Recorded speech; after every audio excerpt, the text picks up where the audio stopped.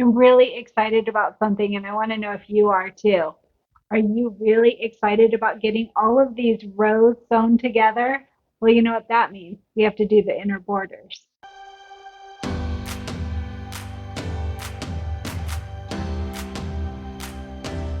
Hey everyone, Kristen Som here, and we are really getting close to the end of our spring showers quilt.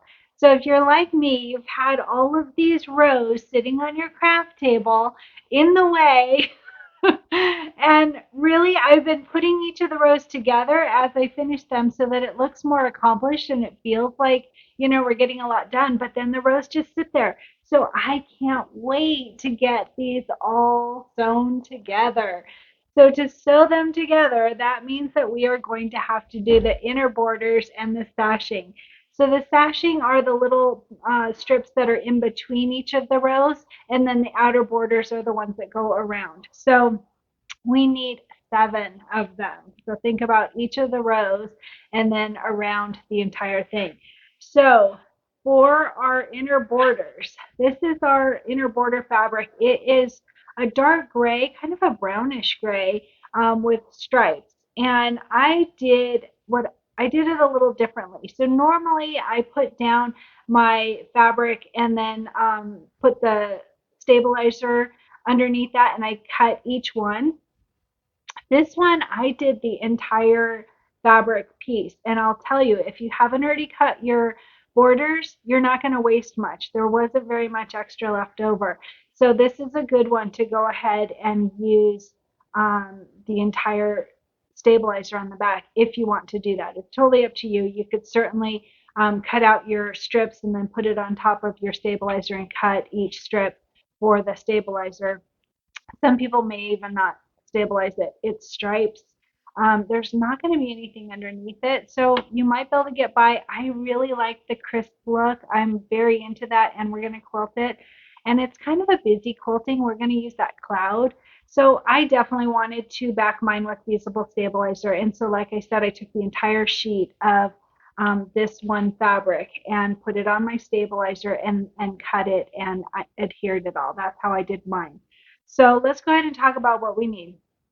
So like I said, it's this brownish grayish stripes, which will be really good because I don't know about your weather, but ours has been crummy this week, just terrible. In fact, I'm wearing winter clothing because it's so cold. So it's raining right now, and so it makes me think of spring and the dreary part of spring, really. But anyway, it'll be cute because it'll have clouds on it. So this is really kind of a perfect fabric in my opinion. All right, so for our inner borders and sashing, we want 7 pieces, like I mentioned, 7 of these long strips, and they are 1.5 by the width of your fabric. So the entire width, and we will trim it down, but you're going to start with that at 1.5 inches, so 1.5 inches wide. That's how we're going to use our quilting. That will be 1 inch. So 1.5 inches wide by the width of the fabric and 7 of these.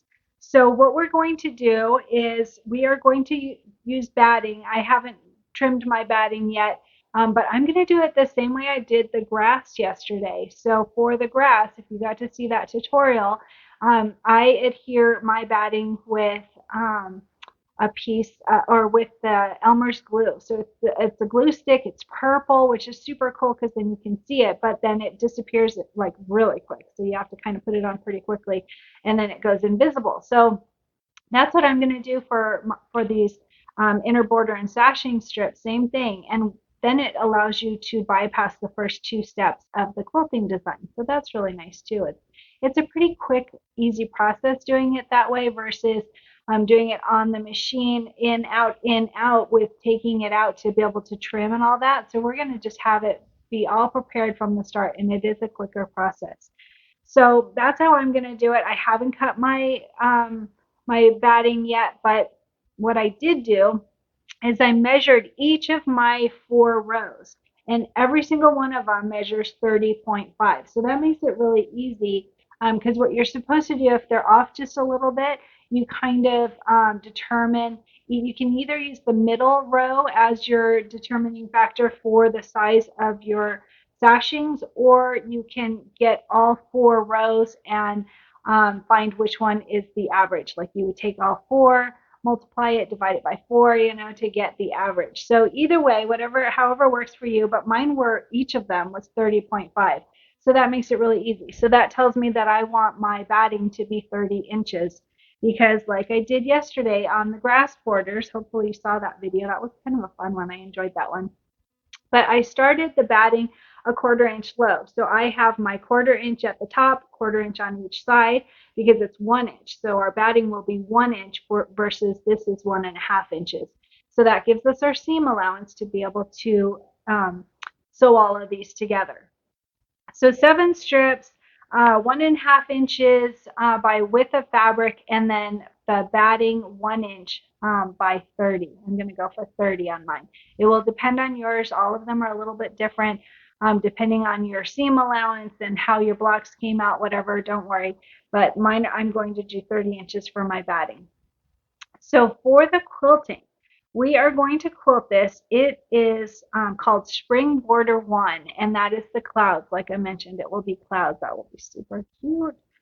So Spring Border 1, and then it will depend on your hoop size. So if you have your largest hoop is a 5x7, you will do the 1x7 inch design, and you'll do it however many times you need to do it to get the full length of your strips. So keep in mind that these strips are longer than we need them. So you're going to measure before we start. I haven't done mine yet, but before we start, like I said, my rows are 30.5 inches. So I'm going to have these be 30.5 inches as well, because you want it to match up with your rows.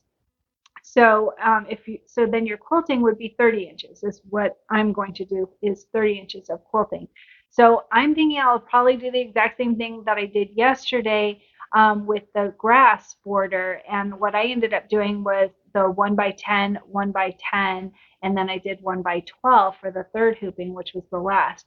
So that would be my suggestion, is to start with probably a 10-inch, which isn't really 10 inches. It's like 9.45. I haven't checked this cloud one, but the grass one from yesterday was 9.45. I think the cloud probably is similar, but I'm not sure. So I will check.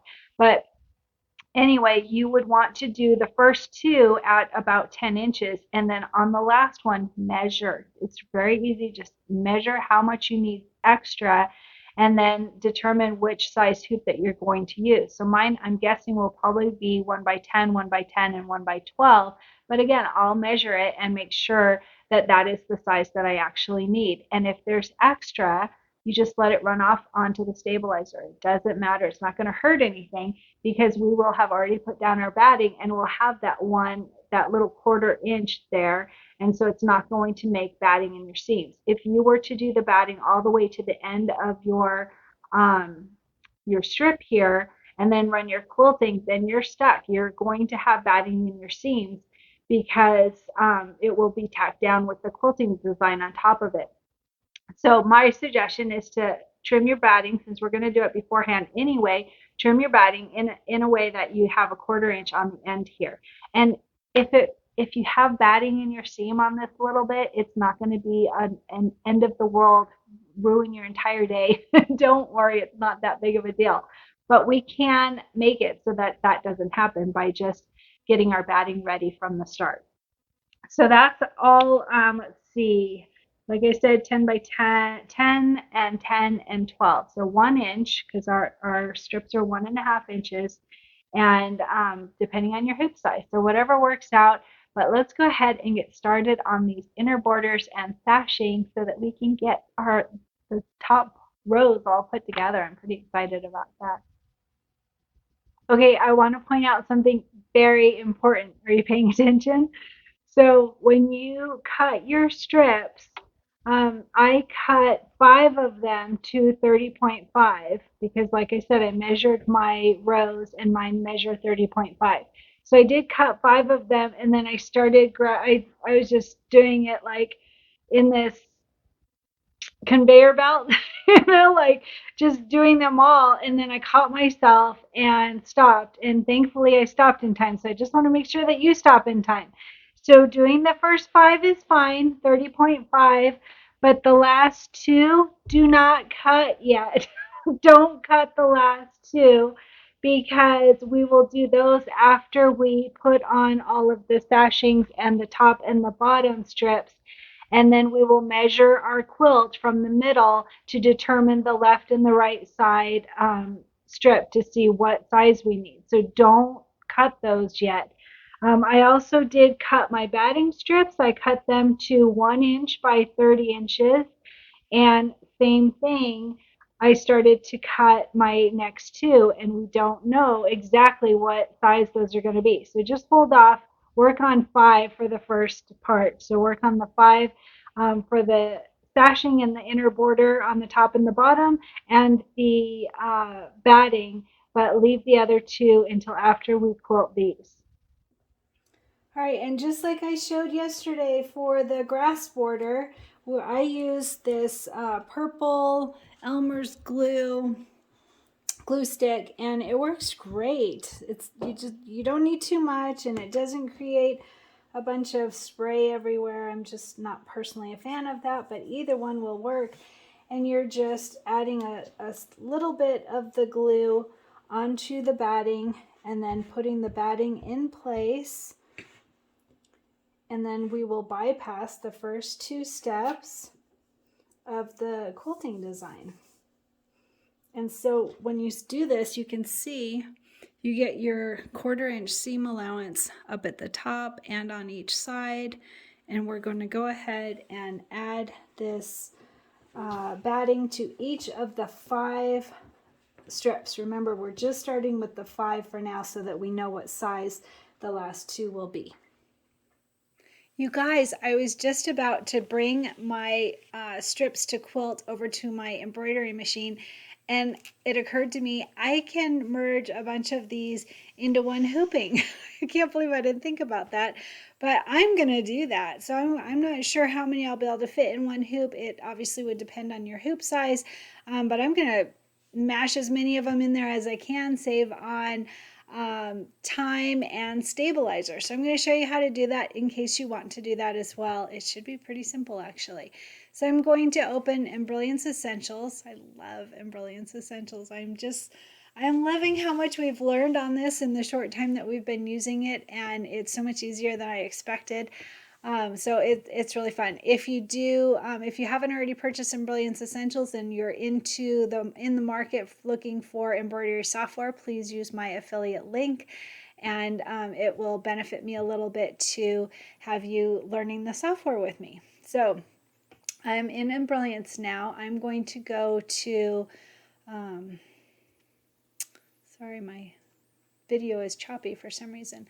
All right, so I am going to go to merge stitch file. So right here, actually I'm going to start with my hoop size. So you can see at the bottom here what hoop size you're on. I'm on 10.5 by 10.5. That's actually what I want to try. That will be cool to see how many I can fit in this one hooping. So if you're not on the hoop size that you want, you would go to this preferences folder, and right here you will see your options for hoop sizes, and you can just click on that and then click OK. All right, and then to see your whole hoop, I think we're already seeing it, but just in case, you would click this compass button up here and click H for hoop, and I'm already on it. All right, so I'm going to go here to merge stitch file, and I'm going to bring in the first quilting design. So it is Border Spring 1, and we are doing the block by block method. So I click on that, and it's the first item, the 1 by 10. So if you haven't already cleared out your folders, you would probably see a whole bunch of each size. I cleaned mine out. I only kept the Pez since that's what I use for my brother machine. So I deleted all the other ones because I don't need them and I don't want them taking up my hard drive space. So mine are all Pez, and that's what shows up right away because that's what I have. All right, so there's the first one. So before I copy this and paste it, what I would want to do is click this little plus sign here. It will show me the 5 steps of the quilting. Oh, look at that. So there's default 1 blue and default 2 orange, and usually there's another default 1 blue and a default 2 orange, and this one has a default 8 light orange. That's interesting. I haven't noticed that before. So my guess is because it is just quilting down, it's not really quilting, it's the basting stitch down the sides instead of a full box. I'm guessing that that's why it is a light orange instead of a blue, of the regular orange. So the cool thing is that that means we don't need to change it because it's not going to merge with this one. So on that, on the first and the second steps, we're not going to use them because we are going to attach our batting to the back of our strip right from the start. I don't have it on yet, but that is my plan.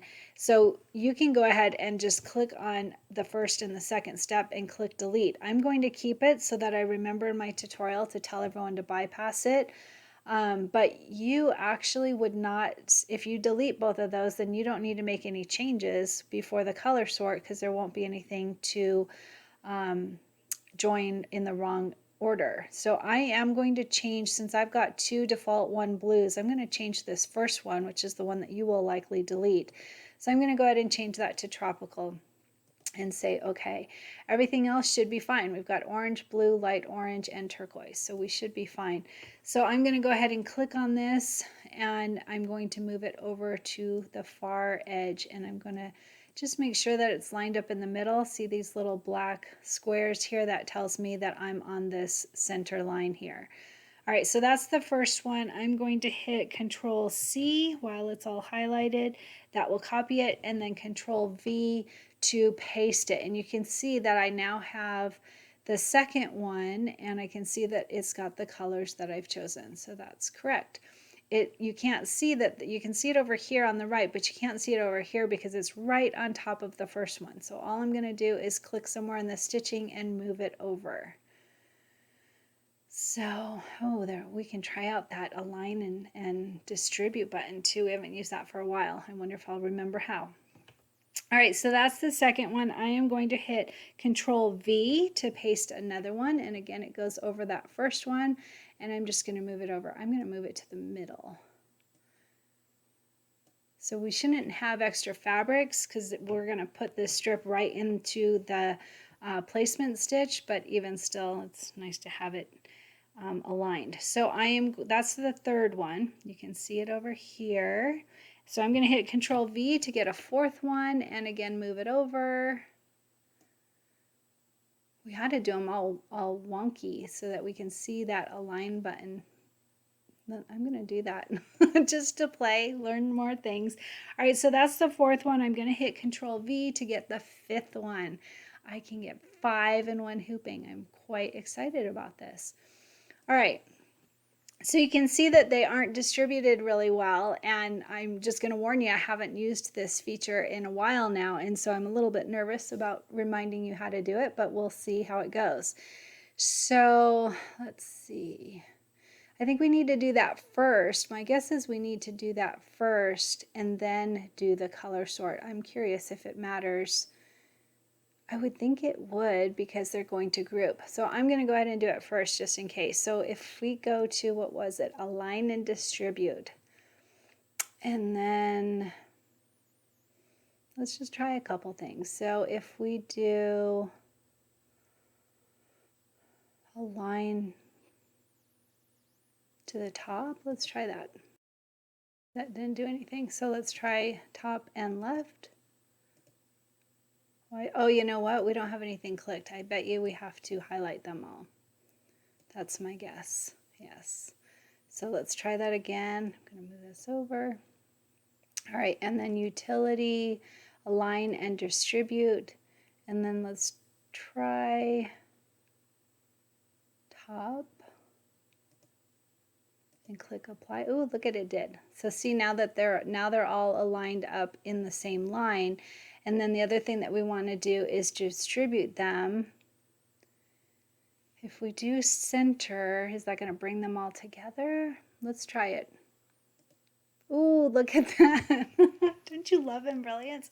All right, that was super easy. So I did the top to have them all lined up here at the top, and then I did center for distribute, and you can see that now I have the same amount of space between each one. So that was so easy and so cool. Very, very cool. All right. So now that we have all that, we are going to do a color sort. So we go to Utility Color Sort, and it's going to think. This design page has been reduced by 20 color changes. I didn't notice how many we started with. I don't see that on the bottom anymore either. All right, so I'm going to click New View just to make sure it did everything that we want it to do. And we have all of the placement stitches together for the batting. This is the one that we're going to bypass, or you can delete it. And then number 2 is the tack down of the batting, which we're going to have our batting already attached, so you can delete that one if you choose. And then the third one, this is the placement stitch for our strips. So it is going to, we're going to put our strip right into that box. And then the fourth step is the tack down or the basting stitch of each of the strips. Those are all perfectly joined. And then the last one is the quilting design on each one. I'm going to get 5-in-1 hooping. I'm really excited about that. Wow. So those of you that have a magnetic hoop, this would be a great opportunity for a magnetic hoop, by the way, especially if you are not going to fit them all in one hooping and you're going to do multiples. A magnetic hoop would be really helpful. I haven't invested in that yet, but I'm pretty excited about getting 5-in-1 hooping. That's pretty amazing. So, all right, I am going to do all of these together. It will take 3 hoopings because we have 30 inches of the strips, and the quilting design, this one is a 10-inch. So we'll have to do this again for the 12-inch as well.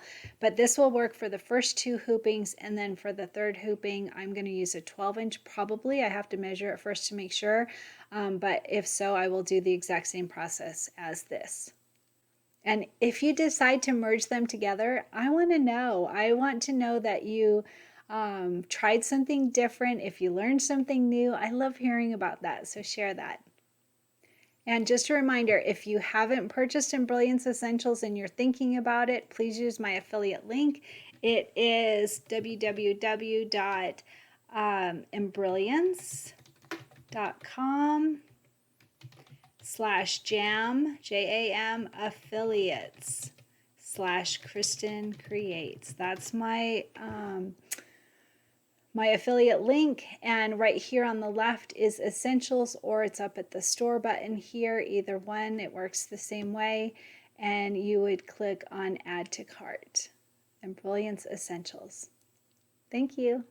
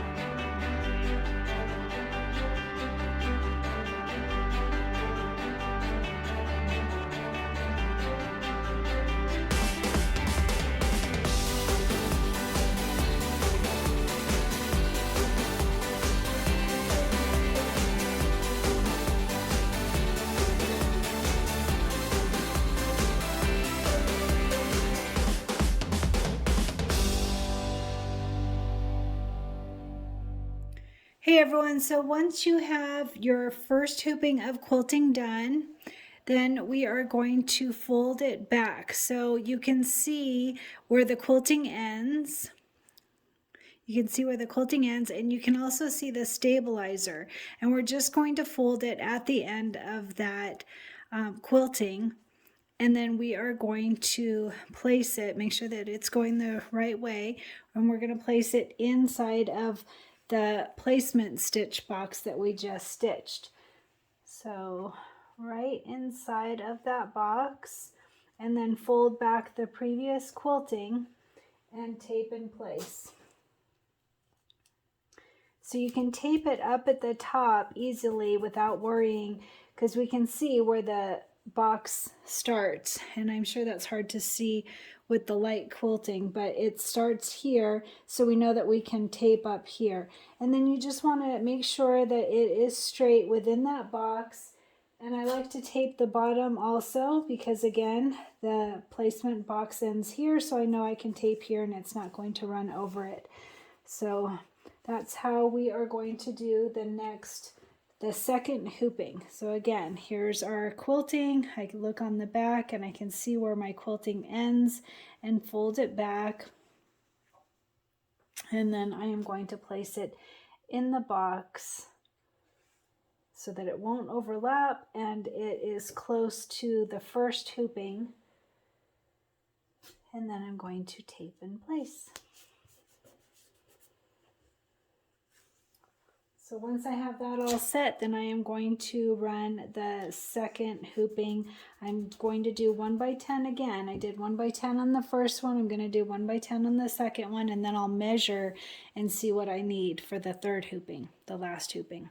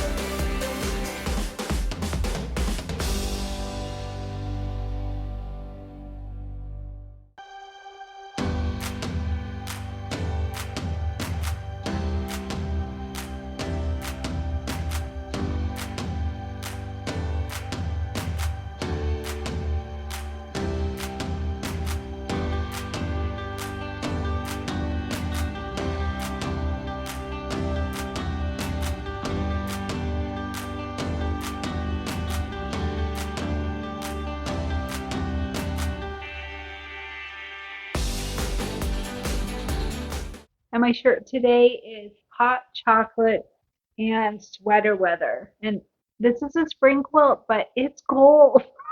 I saw someone from another video doing something and they were wearing a little short sleeve shirt. I am not built that way at all. I do not like the cold, so I'm in a lot of clothing. But anyway, this design is from Hoop Mama Designs. The sweater is from Fred Meyer. I will add a link to the design under this video. And on a side note, we are 9 at most members away from 3,000 members in our Cristin Creates group on Facebook. So we just started that group in July and we've already got 3,000 members or just under 3,000 members. So I want to do something fun. I've got all kinds of ideas swirling around in my head and I have my admin team thinking up ideas too. And so we're going to do a little uh, contest giveaway fun thing. So be on the lookout for that.